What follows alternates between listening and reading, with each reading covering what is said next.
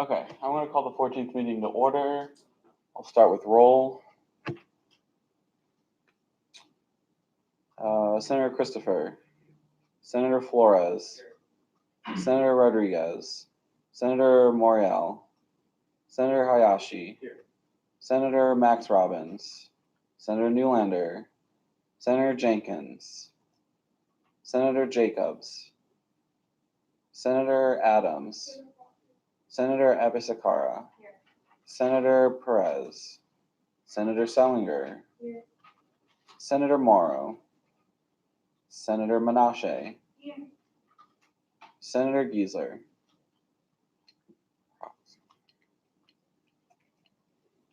Senator Butler, Senator Robbins, Jacob Robbins. Here. 1, 2, 4, 6, 8, 9, 10. Yep. Jerry's here by phone. Yep. Got it. Okay. Quorum is met, so we will move to the adoption of the agenda.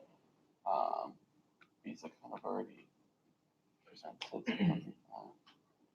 This is what the current agenda looks like. Discussion on the agenda. Parker? From Myself and Senator for meeting that we have. is this a specific committee, or is it just like? Yeah.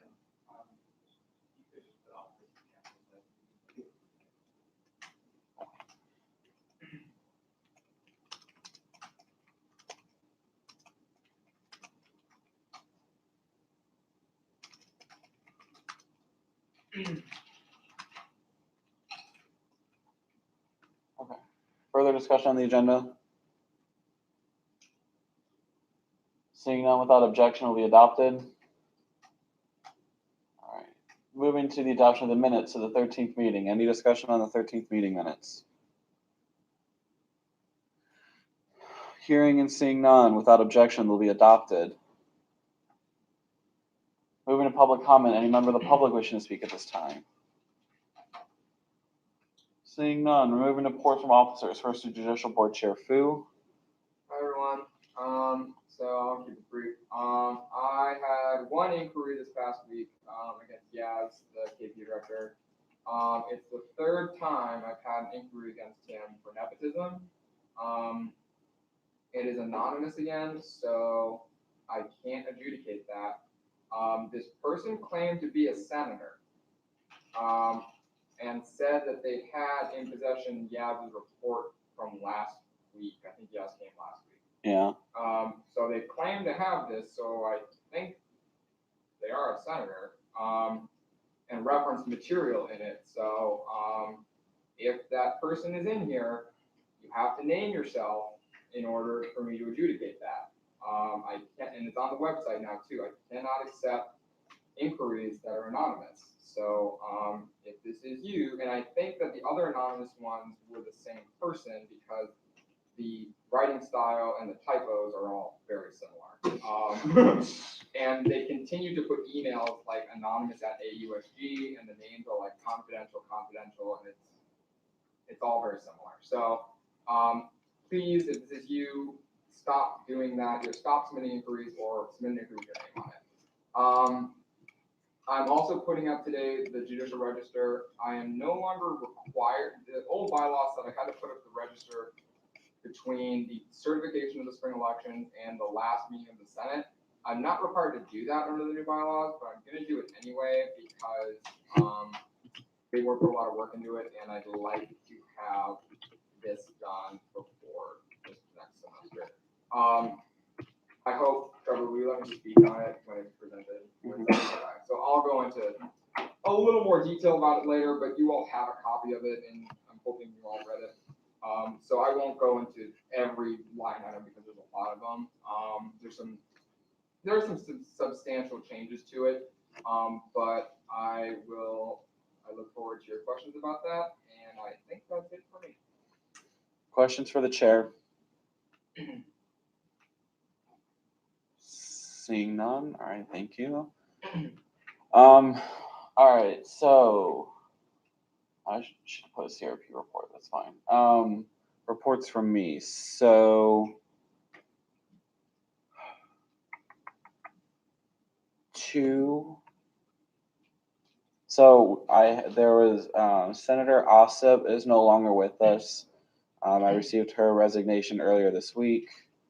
And then Senator Luthra was suspended, but chose not to petition the suspension, and therefore she was also removed, which means quorum, or the roll is now at 18 again, which is why we were able to pull off quorum today.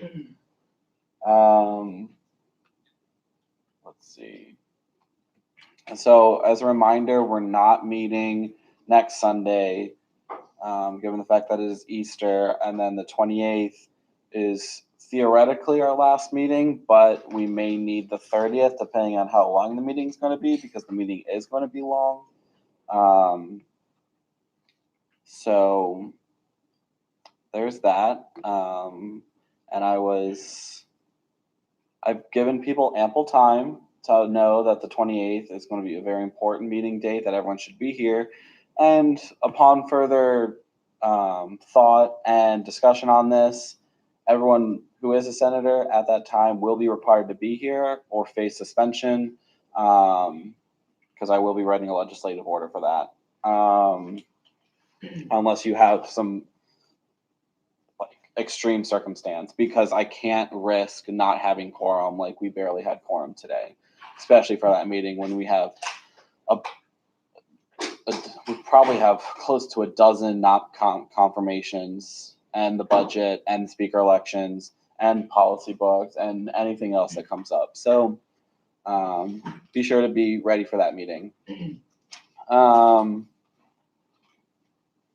Also, make sure to follow our social media pages for the Undergraduate Senate. Our communications director is doing really well with our Instagram and our Facebook and the content that she's putting out. So that's awesome.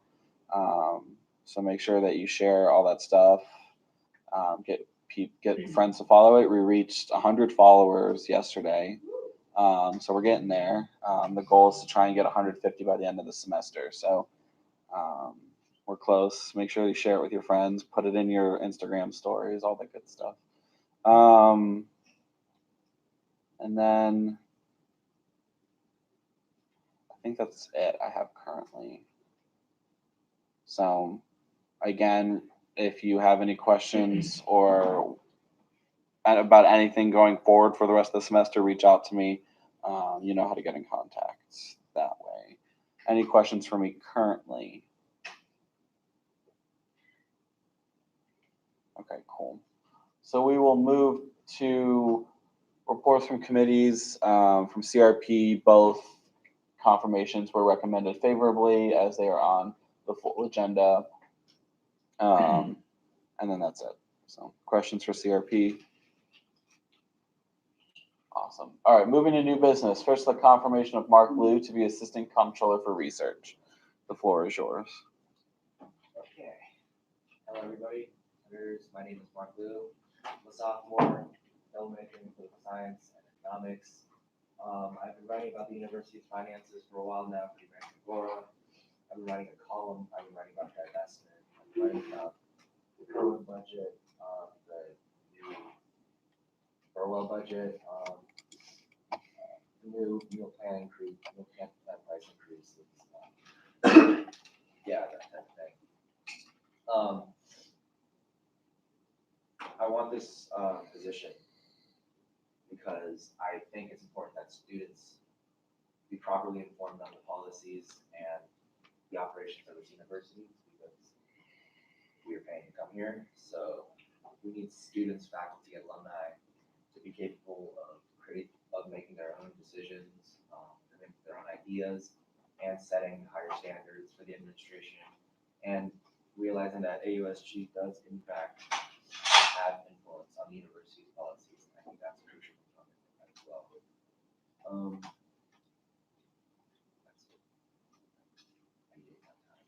Okay. Questions for the nominee?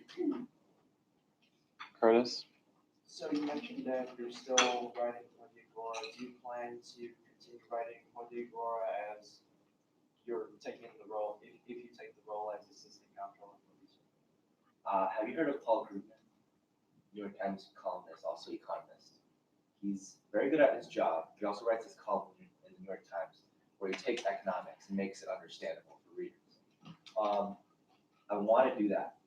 Now, of course, confidential material will not be published, but I think the university's student press articles are still the most accessible form of communication for students. Further questions?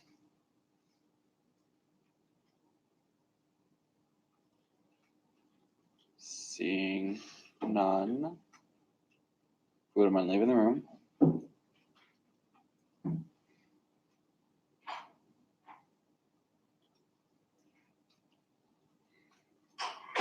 Discussion on the nominee.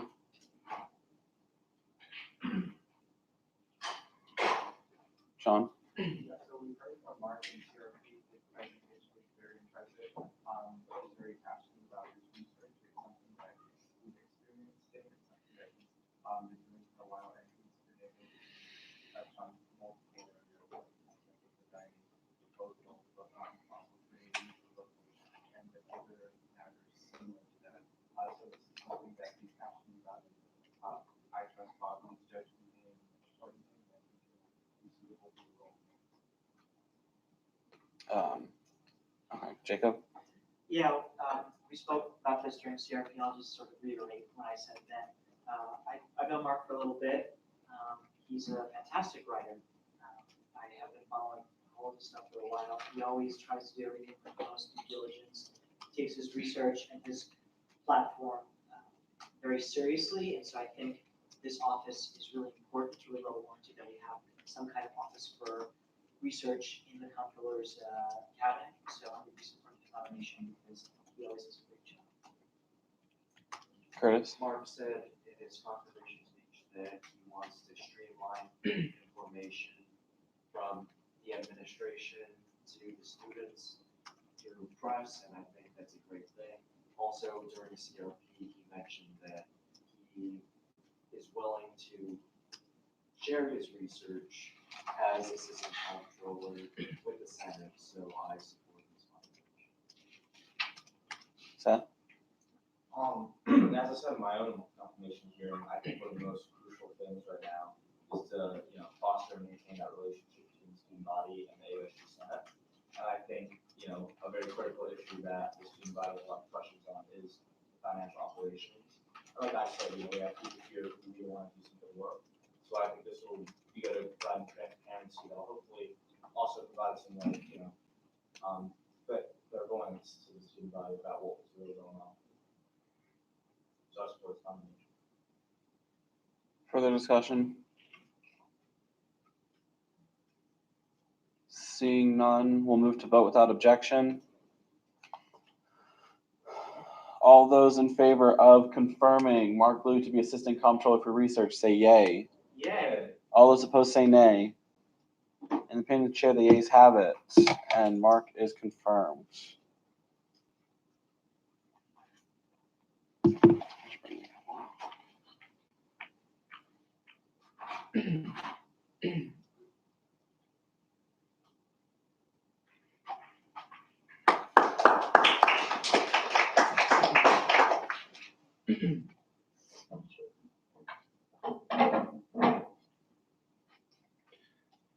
So you're all set. You can stick around if you want, or you can leave. Totally okay.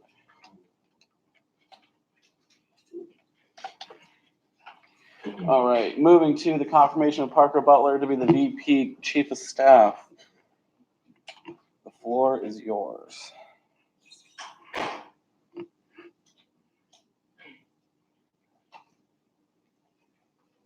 Yeah, hi everyone. I think most of y'all know me. I'm obviously in the Senate, I represent students in SBA. And so I was chosen by Milan to be his chief of staff, and I happily accepted.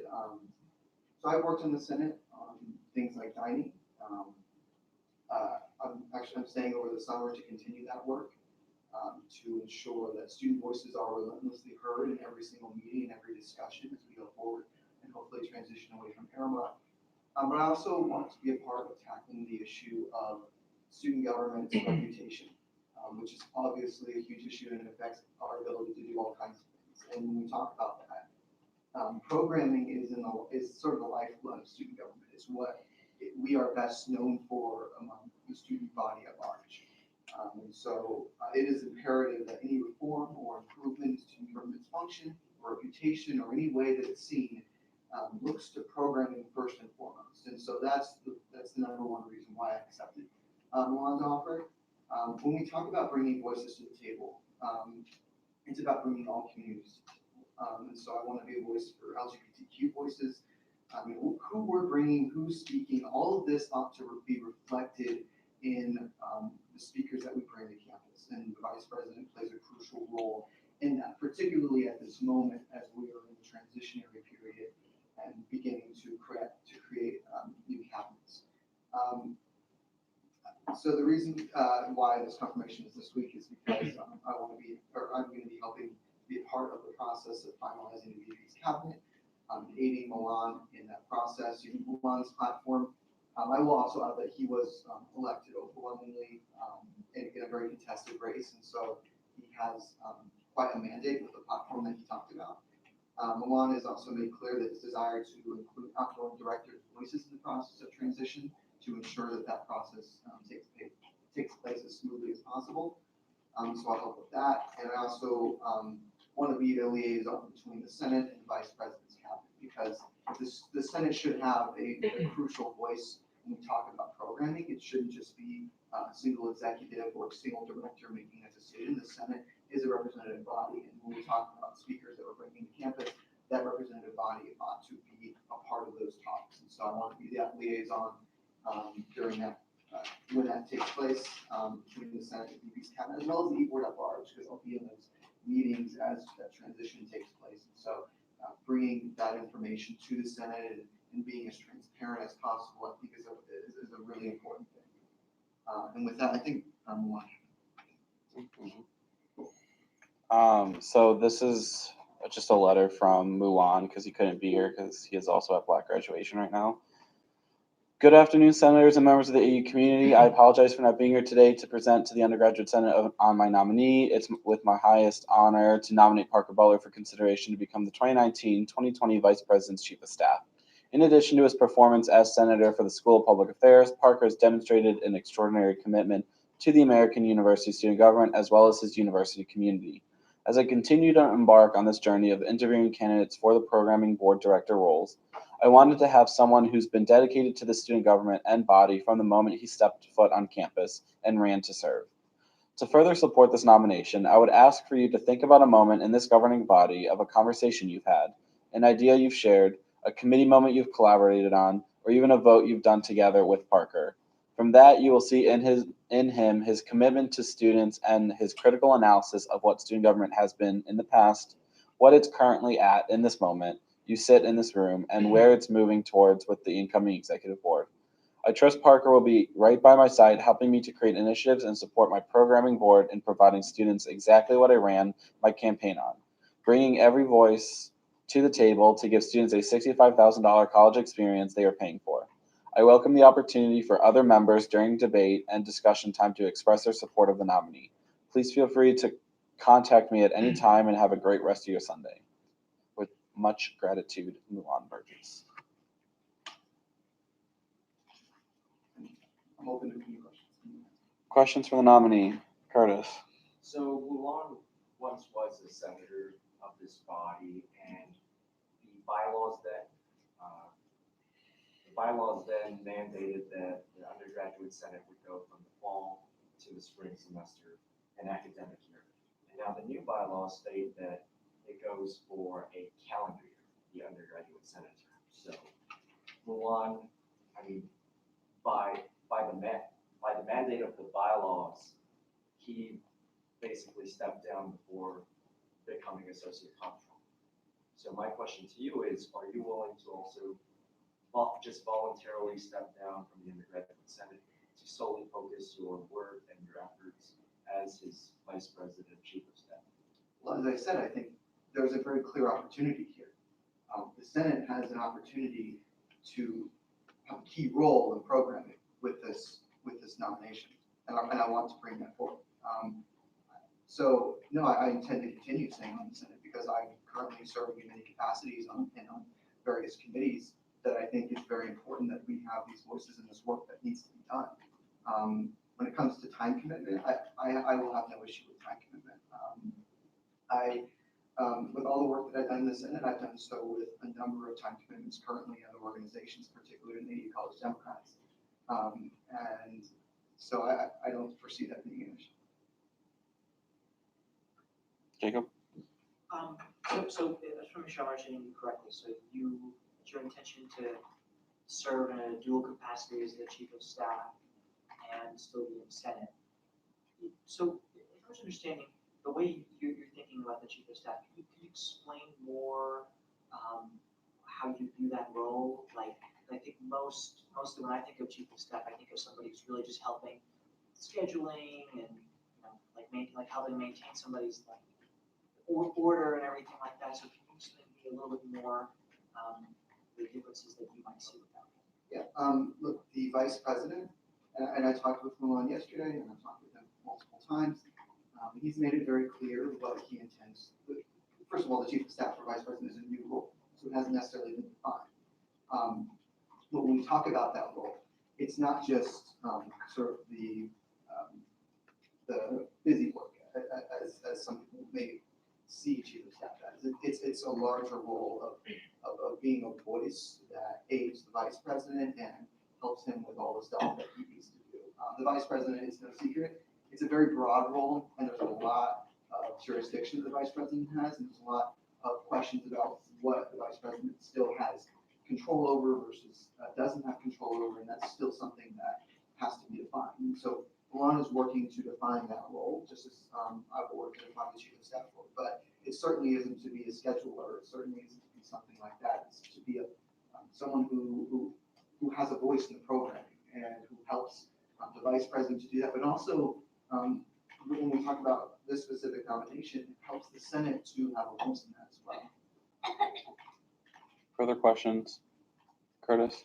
So when it comes to your position as chief of staff, you said that you will take more of a programming approach, and I mean, in the bylaws, it does tend to have a very programming heavy focus, but also at the same time, Vice President Najafi has worked with senators, specifically, I believe Senator Zitzman, on the, alcoholic referendum regarding, selling alcohol at sporting events. Yeah. So I'm not too sure how the undergraduate senate can take a role in programming aside from, funding your programs and allocating a budget. Well, we've had numerous discussions all year about the kind of people that we're bringing to campus.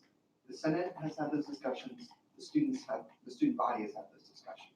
So it's not just about funding. It's about who we're bringing, and it's about how those voices are being presented. So I would kind of reject the premise that the Senate can only have that role and say that the Senate can have a much larger role. It doesn't have to be a formal role. I'm not saying that the Senate is going to be like voting on who we're bringing. I'm talking about being someone who is here every Sunday and will continue to do so for the remainder of my term, and be someone who has the information necessary to tell any senator who has any questions with me of any issue that they might have or any concern they might have, any inquiry they might have with the register program. So, but to your point, the vice president, right, it's not just programming, right? It's not. The vice president has other roles, although it is programming heavy. And so with that regard, I obviously would want to continue. And I 100% agree with the work that Vice President Jaffe brought with the resolution. And I think those ideas and that approach is also a great approach. Other questions?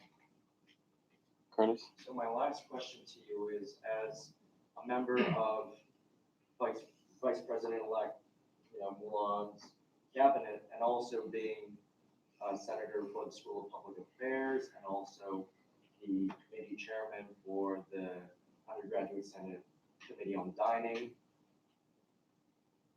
What do you see, I guess, your role as, all of those various, I guess, stakeholders in both the vice president's cabinet and also the undergraduate senate? How will you use that to, I guess, leverage and, I guess, make student government, make this body, undergraduate senate, I guess, a more, let's say, transparent and, when it comes to programming, because I know you've been talking a lot about programming and how they move on to program.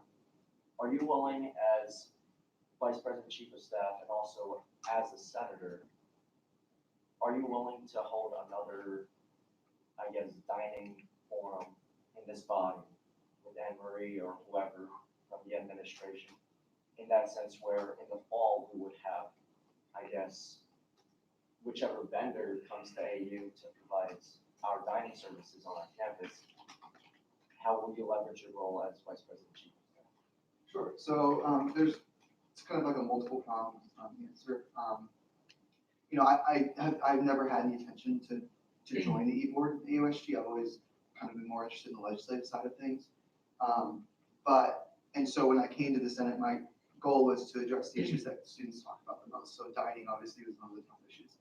But now I see that there is sort of an added opportunity, being a part of the e-board, to have a voice with regards to the reputation of student government. And that's obviously a very broad thing and requires a lot of things to deal with. So, but when it comes to that, improving the reputation of student government cannot just take place from the Senate. And it also can't just take place from the e-board. It has to be a coordinated approach. So I want to be a part of that. So with your question about dining, absolutely. There are talks currently with the current AUSG e-board, the incoming AUSG e-board, the current RHA e-board, and the incoming RHA e-board. Everyone talking currently to create a joint a dining forum. And that is supposed to happen before the end of the semester. So that is something that's currently being talked about right now. And as I said, I'm going to be staying here in DC over the summer because dining is such an important issue, and I'm not going to give up student voice at the moment when they are making that full transition to a new vendor. I'll be here every step of the way. It's any issue that students care about the most. I want to help to be part Seth? This point is really to my own agenda that I'm trying to bring in, which is improving the effect the student body senate has on actually changing policy at AU instead of just acting the position of the student body. And of course, your point you made of the multi-pronged approach, having all different sections of student government tackling this issue at once, I think would be a great benefit. And backtracking a second, the reason behind getting this policy changing ability is to further represent students on campus and really bring that earned say in what happens here on campus, in regards to the tuition we pay and all the services we provide the schools for being here.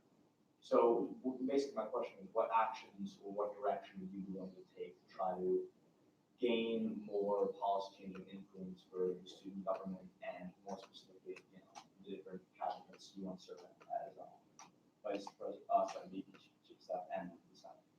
Sure. When we talk about student government power, a lot of that is showing up. And I think that's the biggest issue, is a lot of people don't see student government as showing up to things. They're not showing up, they don't care. Or if they do care, they're saying, I really care about this issue, but they don't actually take the next step to talk to administrators about it. And so like myself and Senator Flores are about to talk about, I was talking with administrators earlier this week about the incident on campus, the racial incident on campus. And I think dining is another great example, is talking with the administration and having that conversation. You can't create change. I mean, the Senate has a level of jurisdiction with regards to the bills that they pass, but it's limited. You can't really create the kind of change that we're talking about and improvements that we're talking about unless you work directly with the administration. And what I've found while doing that in my capacity as a senator is that the administration is actually really willing and open to talking about these things, and they really want to talk about this with student government. But there's a lack of initiative oftentimes from students because they're not going to go out of their way to talk to us. We have to do it to them. And so I've done that in the Senate, and I also want to do that as chief of staff, talking with the vice president as well as the rest of the e-board to coordinate more effectively with the administration, because that's really the central ability of student government is basically the clout that they have, the ability that they have to talk with administrators. Jacob. Partner, all I just have to ask you is, when I hear you saying you want to also continue to be in the Senate, like, I think, it's at the chief of staff serve, like, they're nominated at the discretion of the vice president-elect. I think that Mulan obviously has faith in you. I have faith in you. I'm just concerned. It's a lot to take on. Do you think you'll be able to do that? That's my only concern. It's a lot. It's a lot to do. Do you think you can serve both roles and do it well? Yeah, and I think just to add on to it, the reason I think that is because, look, if you're a senator, you can just go to Senate meetings once a week and be fine. But if you're a senator, what you should do is take a step further and find a project and find something that you care about and act on it. And in that regard, I think that that's what I've done. And so doing that and taking the next step to do that extra work, I think is indicative of the kind of work ethic that I think we use in government. So yes, I absolutely intend to be able to very efficiently balance this. All right, thank you.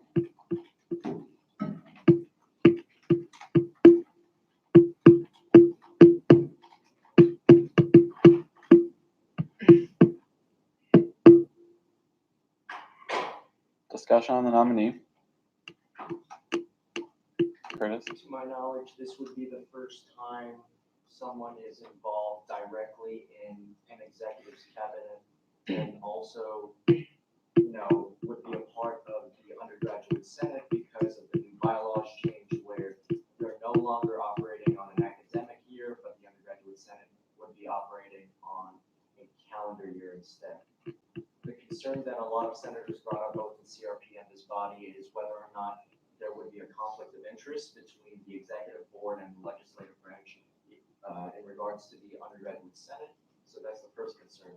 Is there a conflict of interest? The second concern is also time commitment. Will Parker still be able to fulfill his duties, responsibilities as an undergraduate senator and also as the vice president's chief of staff?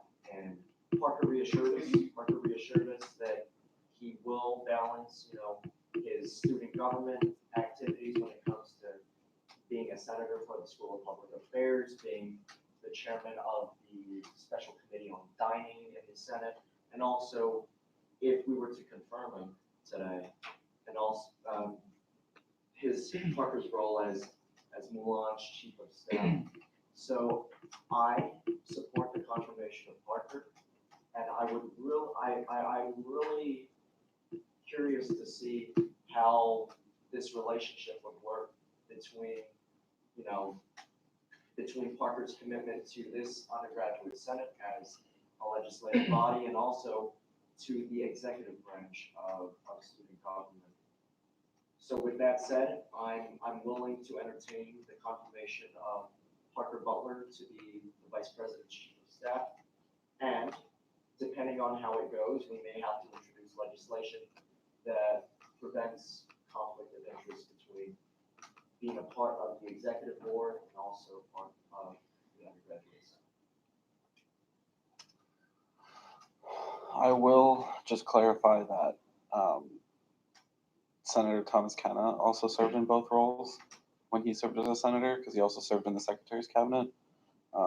And people have served on councils as well as served in the Senate. So, But it would be the first time in BP specifically. as far as I'm aware, yeah. Further discussion on the nominee. Seth?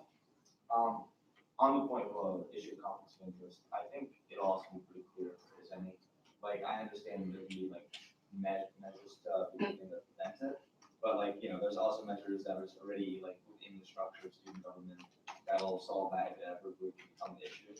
So, I think on that notion, his will is pretty good. Yes, he seems to have very good intentions, and I think as of this point, I think we should support his Further discussion? Seeing none, we'll move to vote without objection. All those in favor of confirming Parker Butler to be the Vice President's Chief of Staff, say yay. Yay. All those opposed, say nay. Share the yeas have it. And it's confirmed.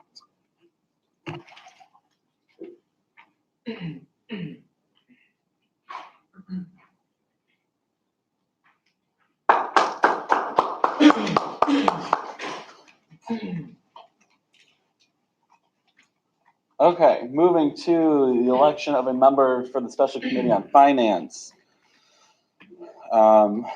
As Senator Luthra was a member of the Finance Committee and chose not to petition her suspension, we have an open seat on the committee. So I will open the floor to nominations. Jacob, I would like to nominate Senator Madison Perot. is there a second? Second. I hear a second. Do you accept the nomination? Nominations accepted. Other nominations? Seeing none, the floor is now closed. Would you like to speak? I mean, I was on finance committee last year, and I think that I have understanding of how it works to be able to jump into it pretty short term, so. Questions for the nominee?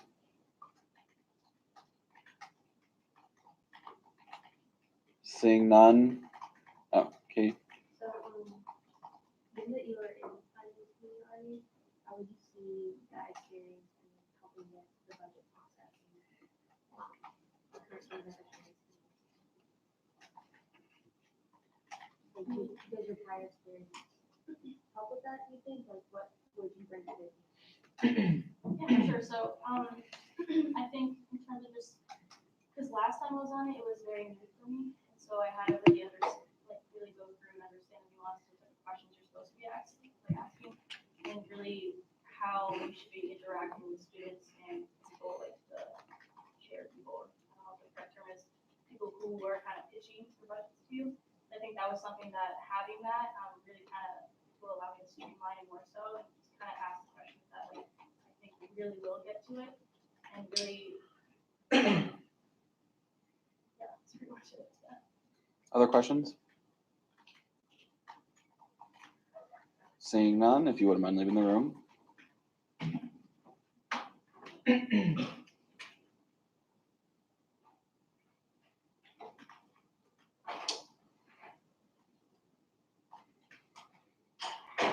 Discussion on the nominee. Jacob? Madison has experience. She showed up to the budget info sessions even when she didn't have to. She provided a lot of great input on like what are some things we need to be looking for. She can just jump right in. I think she'll be a great addition. Further discussion? Seeing none. We will move to vote. The chair would look favorably upon suspending the rules to do a different kind of voting instead of secret ballot. Jacob? I'd like to make a motion that we vote by voice. Is there a second? Discussion on whether or not to vote via voice instead of secret ballot. Seeing none, all those in favor of switching the type of voting say yay. Yay. All those opposed say nay. All right. All those in favor of, Madison has to vote. all right, I think she can vote, yeah, you're right.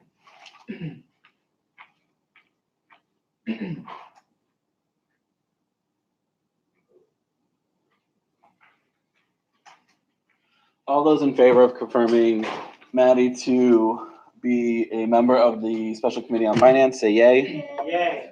All those opposed say nay. And the opinion chair, the ayes have it. You are elected. All right.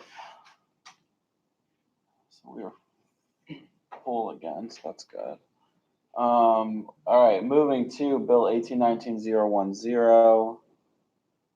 Would the sponsor or sponsors like to speak on the bill?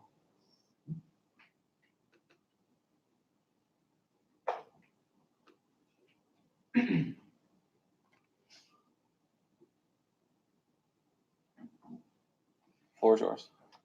So Senator Jenkins and I, responsible this bill just to make, undergraduate council, so that's both school and class councils more reflective of the community process. So we really wanted to incorporate, the diversity and inclusion training, into how the council operates. In addition to that, we also wanted to incorporate the treasurer. It's something that, George has actually brought up as an idea, having served as president of the SBA council. The idea behind training treasurers is just so that they can have more of an experience and more of the knowledge of finances, and also so they can be more in a position to advocate for financial support to their respective councils.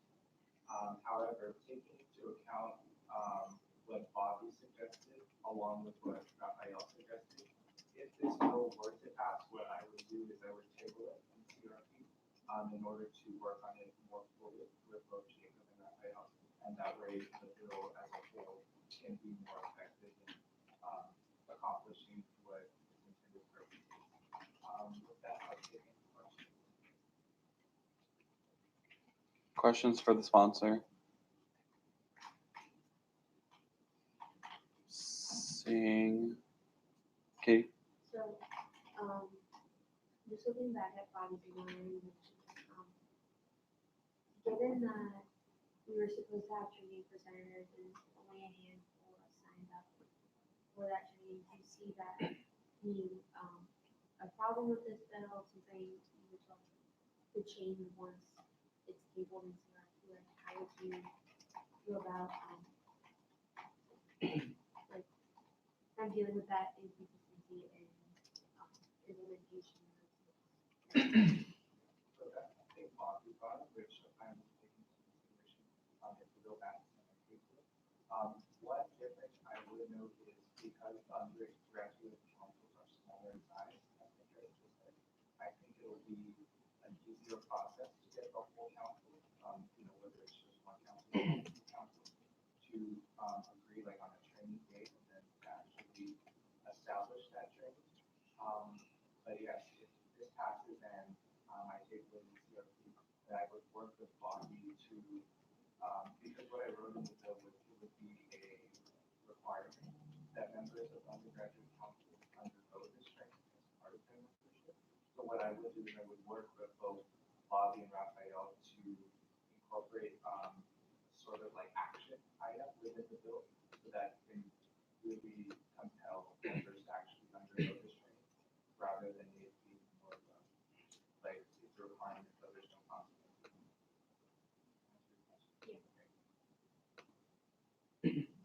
Further questions? Seeing none, this will be referred to CRP without objection.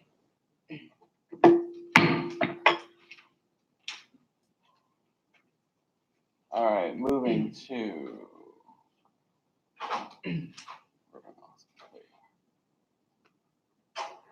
policy book 1819-003, the 2019 Judicial Register. Would the chair like to speak on the proposal?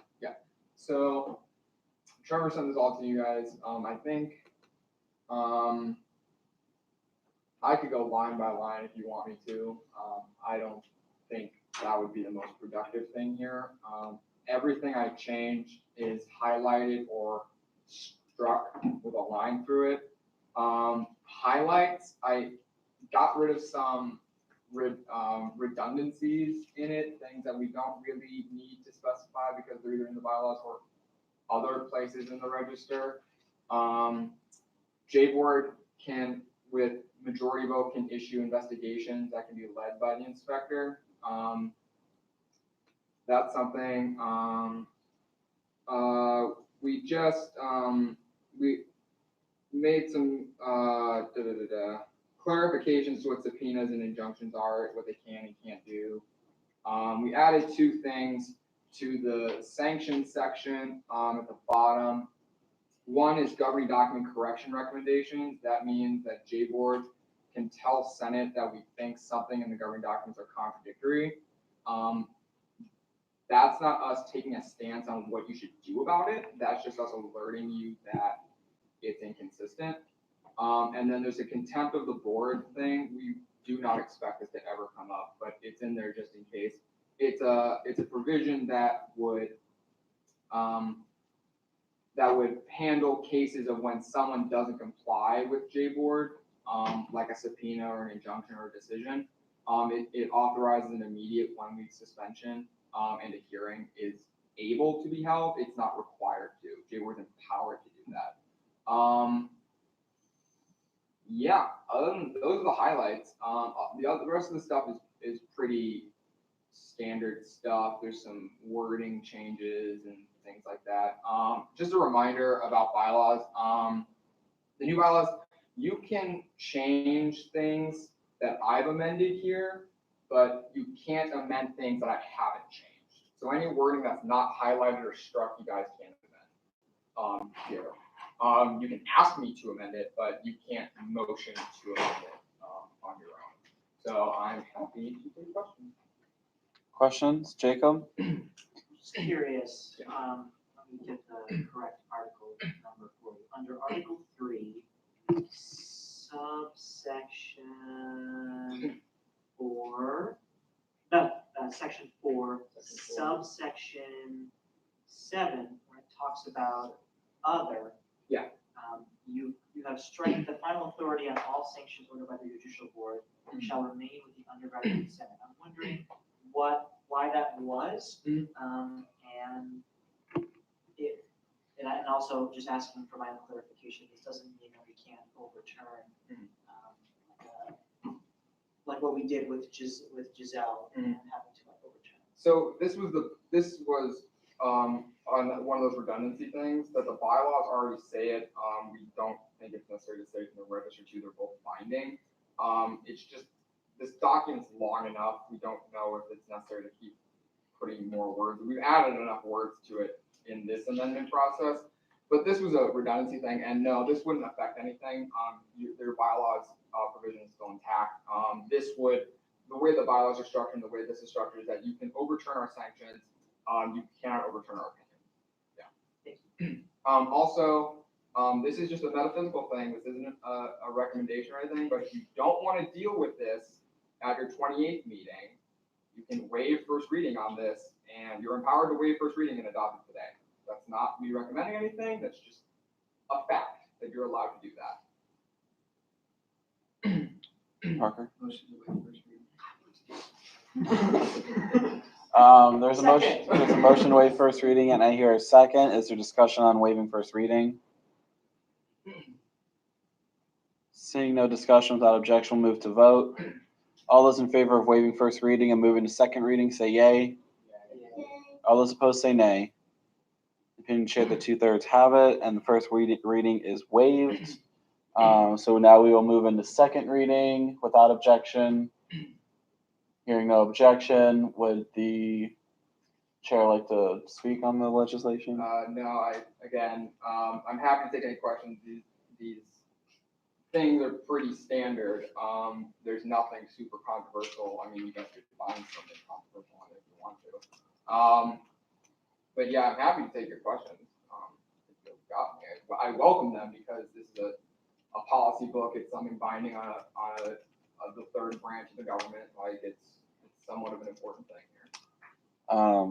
Questions for the chair? Sean? Just real quick on Article 1, Section 4, subsection 2. This was just the provision that you added, where it's by a majority vote that you authorize investigation. Was it previously just the chairs that authorized it? There was no provision to authorize investigation. Oh, okay. Yeah, so this provision was added so that J-board, if we did notice something going wrong, couldn't just, all right, let's watch it go by kind of thing. Though this also isn't saying that J-board can initiate inquiries. It's kind of a healthy middle. It's the inspector gets to go and look into it. Then after that, they report the findings to J-board, and then they they can decide whether to initiate an inquiry or not. But there was no provision in here about this at all before this. Yeah. Further questions? I was expecting a lot more. Seeing no questions, we'll move to discussion. Discussion on the policy book.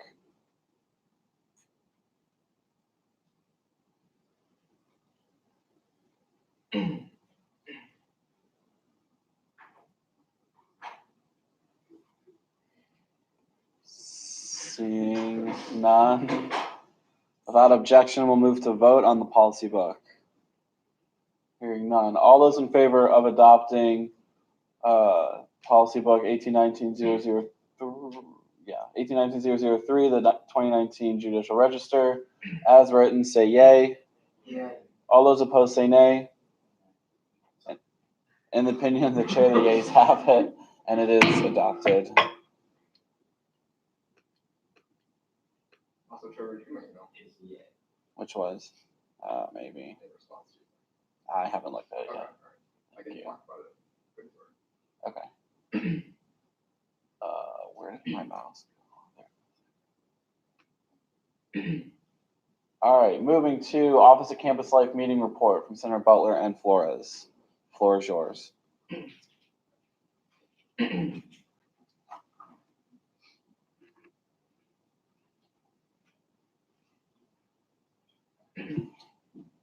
Everyone, so we just wanted to give a Senate update. Myself, Senator Flores, and Jenkins all met with several campus life administrators. Yes, so specifically, we met with Jeff Brown, who's the dean of students. We met with Consuelo Greer, who's the director of multicultural student support within CDI. We met with Dr. Betty Dickerson, who's assistant vice president of campus life under Dr. Ong. We met with Amanda Taylor, who's also assistant vice president for campus life. She deals with diversity, equity, and inclusion. And then we also met with Lisa Freeman, who is director of housing and residence life. Yeah, so we just brought forth all the concerns that we've heard from the student body and that we share with regards to the administration's reaction to the racist incident that we all saw. In terms of what we got out of the meeting, we got, well, essentially, we brought forth our concerns. We talked about the issue of specifically the incident, first of all. That's the first and foremost thing, and how the administration reacts to it, how obviously there are certain like verbal laws where they can give away certain intentions of action with regards to the student itself. But we did relay our concerns, and they certainly did understand that we brought up past concerns with regards to the student. So one thing that was a key takeaway, at least for me from the meeting, was that there are some issues with reporting racist incidents here at AU with regards to the policies surrounding it. So one thing that we discovered and that we brought forth to the administrators, and they didn't really consider before, but realized was an issue, was the fact that if you experience a racist incident on campus, you have only a 15-day window to report that. So if there is, but the exception for that is if it's a Title IX issue. So if it involves sexual assault, there's no limited window. And so there is sort of a double standard there. We think that the window should be extended for racist incidents because they're traumatizing just as Title IX incidents are. And so that issue is something that specifically with regards to AU policy, and that we brought forth, and they said that they're going to look at changing, because there are incidents that have now been brought forth with regards to this student that they can't be reported anymore, and they can't be considered in the conduct code violations that they're considering now because the window has passed. And so that's a huge issue. And so it allows students to get away with things if students feel intimidated or traumatized and don't immediately go to the administration immediately after the incident. So that was one issue that we brought forth. And I know you can talk about counseling. Yeah, sure. And then another takeaway that we brought up was we really want the counseling center and then also to like K Spiritual Life Center to take a more direct approach in directly going to students and addressing the concerns they have.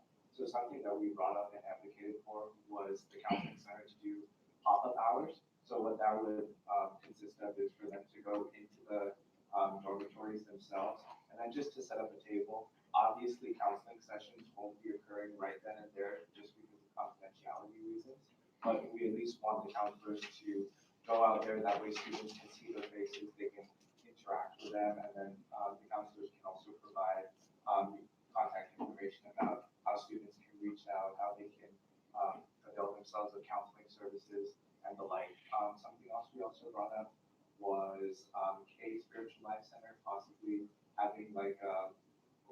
house, so to speak, where students can come in, they can just sit there, they can pray, they can talk with clergy, just so that they can have that opportunity to have a space where they can process the incident and also talk about it. One of the things that we spoke with the administrators going forward is incorporating within AUX 2 within the curriculum there, just more direct conversations surrounding race and different racist terms and connotations that really need to be addressed directly and really need to be dealt with, just so that way students are aware, look, these are the terms, you don't say this, it's wrong, and also that there are consequences surrounding it. And also too, within the AUX curriculum, we also to Parker brought this up within Eagle Summit, just to have more resources presented to students so that they know where these resources are, who they can contact, and then also mechanisms to report incidents such as racism. And also with regards to AUX, we also talked about holding accountable and ensuring that advisors and TAs who are involved in leading the discussions are held accountable and understand how to actually lead a discussion and are properly trained on that, because there have been lots of instances where those discussions have gone off the rails and there hasn't been actually a productive approach to those discussions that we currently have in AUX. And the key takeaway here, sort of like broad scope here, is that there is frankly just a lack of trust from students of color, particularly with Black students, with regards to the administration. And this is not anything new, but this particular incident just highlights it even more. And we talked about how, we asked about how the administration would have reacted if this hadn't gone viral, if it weren't caught on video. Because as we all know, these incidents happen all the time and they just aren't caught on video. And yet, and so oftentimes students get away with doing these things. And we got some answers with regards to that. They said, it's a holistic approach, there was, it was a productive discussion, but there are still questions that we have. And so at the end of the meeting, we were glad they offered to have a second meeting to talk about this.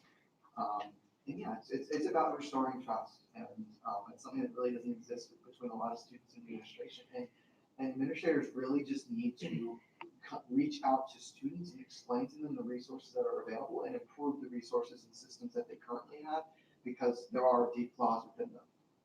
And then another thing, just in terms of student accommodations, so Dean Brown, who's the Dean of Students, he did assure us that if students do need academic accommodations because of this incident or any related incidents, that the Dean of Students office is open for students to come in and to discuss it and then to receive those accommodations, especially now given final season and all our assignments. Does anyone have any questions? Seth? Sorry, do you think there's any way we could take an approach where the RAs on the hall would be able to post some sort of notice about accessibility to the resources? Because I found in my own experience that that's usually the way that students retain it the most or hear it the most. Obviously the public sessions and all that stuff is very important, but sometimes when it's also coming directly from the RA, it's that level where it's not the school administration, but not another student. It's like that halfway point, and I think possibly within the area we can show as well. Yeah, so one thing they did bring up was that there's currently a bias working group within the office of campus life that deals with this specific thing. And one of the things that they do work on, like for instance during the summers, working with the RAs to facilitate those things. But yeah, definitely that's a great point where the RAs can facilitate and connect with students so that they know more about all this. And I'll write that down. Yeah. So any other questions? Curtis? In addition to the AU student government issuing a statement on this matter, what can this body, what can the Undergraduate Senate do, what can student government do to, I guess, facilitate conversations or to directly address this issue? So this isn't directly related to the campus life meeting, but I did have a meeting, for instance, with the counseling center. And one of the things I was discussing with Dr. Williams, who's the assistant director of the counseling center, is students aren't particularly aware of the resources that they have. So for instance, like the counseling center. So one of the things we discussed was student government can take a more active approach in having students be more aware of the resources that are available to them, and then helping to direct students to those resources. Another thing we can also do is also be a space for students to come in and to talk and to discuss these issues. And another important thing is like the resolutions that we've been passing. Something like that creates a formal document in which the undergraduate senate takes active stance and role in addressing this matter and also in opposing incidents such as this.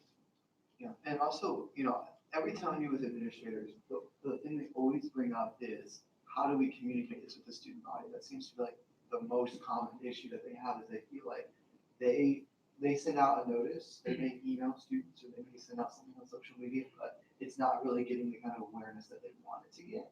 And so one thing I brought up in the meeting is partner with organizations. It doesn't have to be student government, although we certainly are a great resource, but even RNJ or an organization that specifically, is focusing on the specific matter at hand.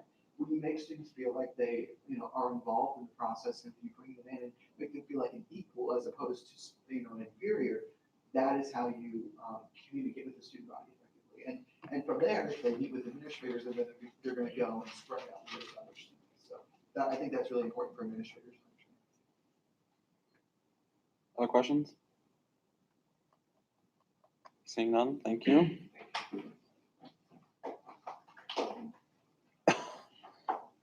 You're gonna clap or not clap? Like, make a decision there. Like, yikes. Okay. Any further new business for the Senate? Seeing none, moving to old business. Seeing no old business, moving to public comment. Any member of the public wishing to speak at this time? Seeing none, moving to good of the order. First two executives for the good of the order. No executives. Moving to Senate. Any senators for the good of the order? Ryan. I'm a senator, but I'm speaking parliamentary. So I technically get to. So do you mind if I talk about the inquiry? Go for it. Okay. Trevor just submitted an inquiry to me regarding whether or not he had the power to issue a legislative order requiring senators to show up to a meeting or face suspension. I just quickly wrote up an advisory opinion saying, and that's non-binding. It's just my opinion. The chair gets to issue unilaterally. It is my opinion that that's within order. It can't be appealed, but someone can ask the same question and request a binding decision. Or challenge my legislative order. Or challenge legislative order. Yes, those are the two avenues you have. I can't speak as to whether or not that was a hypothetical or Trevor's going to do it. I think he is. But yeah, so if you have any questions about that, that'll get posted to the website later. But if you have any questions about that, let me know, or if you want to file an inquiry about it, let me know. Other senators forget Sean. No, just real quick on that. The legislative order is for this 2018. Yeah. Jacob? Yeah, I just wanted to say the back meeting will be happening this Wednesday. I'll let everybody know when that is. That meeting is open to the public. I don't believe there's a section for public comment, but you can definitely sit in. Should be interesting this year. Hopefully it'll be really productive. I won't be able to report back to you next week because I'm not having a meeting next week. Don't eat too much Easter candy. But what I will tell you all is I'll be more than happy to either share what happens in an email that can be sent to you all, or I'll definitely be having to report to you on the 28th because one of the bills that we'll have to pass is ratifying the back agreement. So if you have any questions, you're more than welcome to ask me after this meeting or whenever, but what I'm really trying to hone in on is at that last meeting, you will be so informed about this whole process that the only question that you will have is why certain decisions were made, and not about why certain process, like the certain thinking behind the processes and things like that, because that last meeting will be really long. We really need to pass the budget. We also really need to confirm all of the nominations for the cabinet. So if you have any questions about the process, you're more than welcome to reach out to me whenever. If you have to ask the same question twice, that's also okay. Ask it 3 times. Just ask the question so you know you're informed, because we really want to make sure that the kinds of conversations that we have at the last meeting are productive and they're not about what the process is, because I'm making myself really open to answering all those questions. Other senators for the good of the order. Curtis? Yes, thank you, Jacob, for holding the finance info sessions. They're very helpful to many members of student government, including myself. I also look forward to the budget advisory committee meeting this Wednesday. And also, I assume the finance committee will also meet. So as members of this body, as long as non-confidential information is being discussed, I'd love to join you on that. And also, thank you to Parker and Sean for giving us an update about the campus slide incident. I'd love to hear about what comes out of the second meeting, or the post meeting, and to find ways on how we can prevent these types of incidents in the future, especially when it comes to reinforcing, our American university values and the AUX curriculum. I believe that's a great first step, and also possibly for student government to hold forums or discussions on this, and also for our Senate office, during our office hours, to be available to students who want to talk about this issue. So thank you for your work. Other senators for the good of the order? Okay. Again, we won't be meeting next week. I will be out of town for the weekend, but I will still have access to phone and email.